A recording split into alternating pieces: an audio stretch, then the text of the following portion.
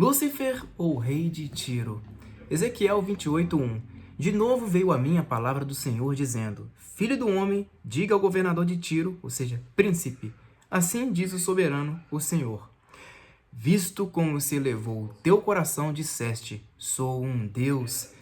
Sento-me no trono de um Deus no coração dos mares. Todavia, tu és homem e não Deus, embora consideres o teu coração como se for o coração de um Deus. Nesta passagem, as religiões afirmam categoricamente que está se referindo ao diabo, a um ser espiritual.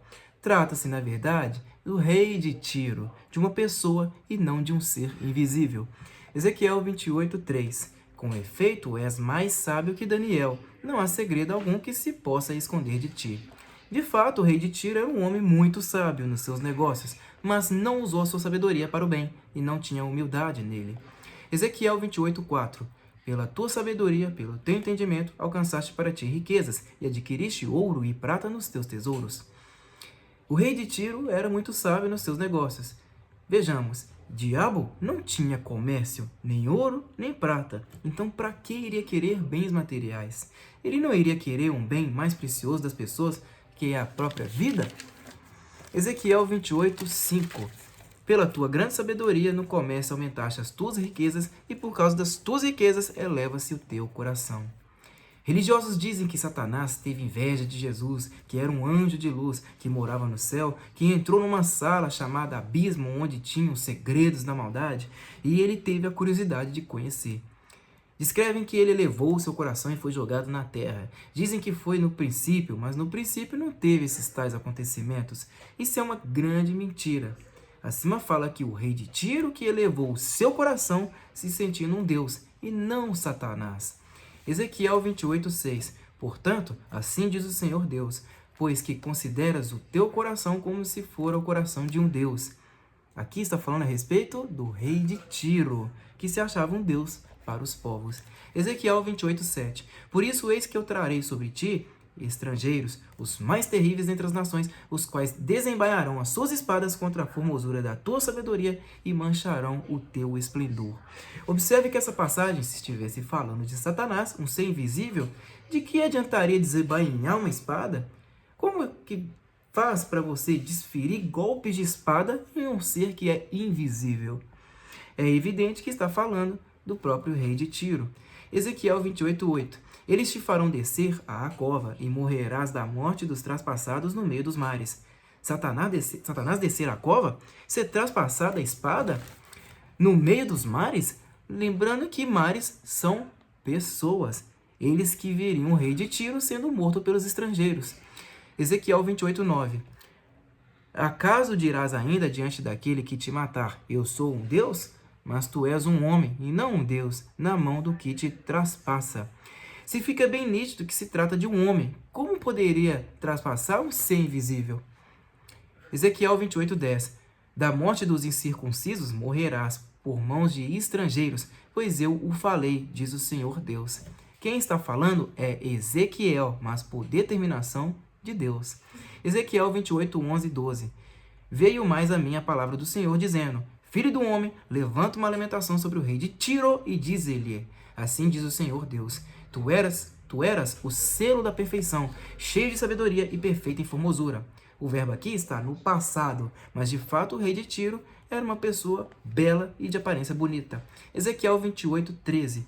Estiveste no Éden, jardim de Deus, cobriste de toda pedra preciosa, a coralina, o topázio, o ônix, a crisólita, o berilo, o jaspe, a safira, a granada, a esmeralda e o ouro.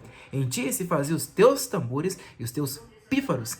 No dia em que foste criado, foram preparados. Aqui cabe entender por figura de linguagem, o rei de Tiro nunca esteve no Éden, jardim de Deus, literalmente. Quem esteve lá foi Adão, Eva e os animais. A tal serpente, na figura de Satanás, era, na verdade, uma figura de linguagem que está na mente maligna do ser humano, que se opunha à vontade de Deus, ou seja, um opositor. Gênesis 3:1. Ora, a serpente era a mais astuta de todos os animais do campo, que o Senhor tinha criado, que o Senhor tinha feito. E esta disse a mulher, ou seja, portal da mente má de Eva se abriu. Foi isto mesmo que Deus disse: não comam de nenhum fruto das árvores do jardim? Veja como a concupiscência dos olhos, da carne e da soberba da vida foram o que falou na mente de Eva. Tiago 1, 12 e 15. Bem-aventurado o homem que suporta com perseverança a provação, porque depois de ter sido aprovado, receberá a coroa da vida, a qual o Senhor prometeu aos que amam. Ninguém ao ser tentado diga, sou tentado por Deus, porque Deus não pode ser tentado pelo mal, e ele mesmo a ninguém tenta. Ao contrário, cada um é tentado pela sua própria cobiça, quando esta o atrai e seduz. Não tem nada a ver com Satanás. É a própria cobiça que seduz. Então, a cobiça, depois de haver concebido, dá à luz o pecado. E o pecado, uma vez consumado, gera a morte. O que Deus fala para Adão? O que Deus falou para Adão? Gênesis 2,16. Ordenou o Senhor Deus do homem, dizendo-o, de toda a árvore do jardim podes comer livremente, mas da árvore do conhecimento do bem e do mal, dessa não comerás, porque no dia em que dela comeres, certamente morrerás. Observe a diferença nas falas entre Deus e a mente de Eva. Então, quem estava no Éden, jardim de Deus, eram Adão e Eva, que tiveram suas mentes abertas para a maldade, figura de Satanás, o qual o rei de Tiro também estava ali, no caso, recebendo. Deus usa essas figuras para descrever a realidade. O rei de Tiro era real, sim, mas Satanás sempre foi uma figura de linguagem para descrever o lado mal e carnal do ser humano, ou seja, a oposição. Veja uma outra passagem que Jesus usa para descrever a atitude de Pedro. Mateus 16, 22 ao 23. E Pedro, tomando a parte, começou a repreendê-lo, dizendo: Tenha Deus compaixão de ti, Senhor. Isso de modo nenhum te acontecerá. Ele, porém, voltando-se, disse a Pedro: Para trás de mim, Satanás, adversário, opositor, que me serves de escândalo, porque não estás pensando nas coisas que são de Deus, mas sim nas que são dos homens, coisas dos homens. Satã, diabo, Lúcifer, etc. Observe, isso não quer dizer que Pedro, de fato, era o próprio Satanás, porque Jesus o chamou disso. Nem que a serpente era Satanás, nem que o rei de Tiro era Satanás. São apenas coisas que entendemos só por figuras de linguagem ou linguagem cultural. A respeito de Ezequiel 28:13, a passagem cobria de pedras preciosas fala a respeito de várias pedras. No céu, nada é físico. Logo, esse evento não estava acontecendo no céu, mas sim quando o rei de Tiro foi criado. Veja no final do versículo, Ezequiel 28:13. Estivesse no Éden, jardim de Deus, paraíso, uma figura de linguagem, porque ele vivia debaixo da riqueza. Cobria-se de toda pedra preciosa, a cornalina, o topázio, o ônix, a crisólita, o berilo, a jaspe, a safira, a safira, a granada, a esmeralda e o ouro. Em ti se faziam os teus tambores e os teus pífaros. No dia em que foste criado, foram preparados. O rei de Tiro estava no meio de todas essas pedras preciosas. Nasceu em berço de ouro e era um homem muito rico. Por aí já se percebe a sua ostentação. Isso nunca foi no céu, onde o Criador habita. Ezequiel 28:14. Eu te coloquei como querubim da guarda, estiveste sobre o monte santo de Deus, ardeste no meio das pedras afogueadas. Muitos se atrapalham nessa passagem, pois nela fala que Tiro era um querubim ungido da guarda. Se ele era o querubim da guarda no céu, ele estaria guardando o que, de quem e por quê? Isso tudo não faz sentido, provando que o céu não é tão seguro assim e que Deus não é poderoso, pois precisa de seguranças. Falar que Satanás ou Lúcifer era um anjo que se rebelou nos céus é uma das heresias mais absurdas que se falam por aí, porque isso elimina a onisciência, a onipotência e a onipresença do próprio Senhor Deus. Ezequiel 28:14. Eu te coloquei como querubim da guarda, estivesse sobre o monte santo de Deus, andaste no meio das pedras afogueadas. Ezequiel 28:15. Perfeito era nos teus caminhos, desde o dia em que foste criado, até que em ti se achou iniquidade. Ezequiel 28:16. Pela abundância do teu comércio, o teu coração se encheu de violência e pecaste, pelo que te lancei profanado fora do monte de Deus. O querubim da guarda te expulsei do meio querubim da guarda, te expulsei dos meios das pedras afogueadas. Existe um jargão que, por sinal, é muito bonito, que quando alguém vai explicar alguma passagem da Bíblia, eles chamam de texto sem contexto. Mas quando eles além, as suas explicações não condizem com os personagens descritos e entendem de forma literal. Vamos lá. No céu tinha comércio? Lá se compravam e vendiam? Não. Se não tinha, como podemos atribuir esse acontecimento a esse personagem, Satanás, literalmente, e ainda mais no céu? Ezequiel 23:16. Pela abundância do teu comércio, o teu coração se encheu de violência e pecaste, pelo que te lancei profanado fora do monte de Deus. Ó querubim da guarda, te expulsei do meio das pedras afogueadas. É um absurdo no que esses líderes religiosos, esses cães gulosos, fazem o povo acreditar. Veja o que diz a palavra de Deus acerca das pessoas que não acreditam na verdade. 2 Tessalonicenses 2, do 11 ao 12. E por isso Deus lhe enviou a operação do erro, para que creiam na mentira, para que sejam julgados todos os que não creram na verdade, antes tiveram prazer na injustiça. Sabemos que essa carta foi escrita para os tessalônicos, mas ainda hoje podemos perceber essa operação do erro. Mesmo que você mostre o que está escrito, as pessoas preferem acreditar na mentira. Ezequiel 28:17. Elevou-se o teu coração por causa da tua formosura, corrompeste a tua sabedoria por causa do teu resplendor. Por terra te lancei diante dos reis, te pus para que te contemplem. Por terra te lancei. Aqui não fala que Lúcifer ou Satanás foi jogado na terra. Aqui há entendimento. Deus está mandando dizer para o rei de Tiro que ele vai morrer, que ele vai ser morto e não jogado do céu para a terra.